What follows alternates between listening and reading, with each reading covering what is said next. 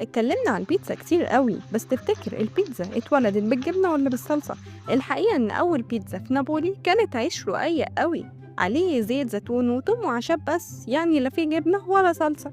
لكن في القرن الستاشر بقى لما الطماطم وصلت لأوروبا من أمريكا الجنوبية، الناس كانوا فاكرينها سامة، والكلام ده قلنا قبل كده في فيديو الطماطم.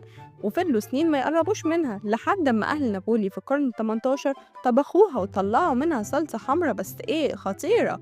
ومن هنا صلصة الطماطم دخلت على البيتزا وبقت هي الأساس، واللي ما يعرفش الصلصة دي مش هيعرف يتخيل البيتزا من غيرها. والنهاردة بقى عندنا أنواع صلصة كتير قوي. عندك الصلصة التقليدية اللي هي بالثوم أو الريحان، وصلصة سبايسي اللي مليانة شطة، ده حتى كمان في صلصة بيضة من غير طماطم خالص.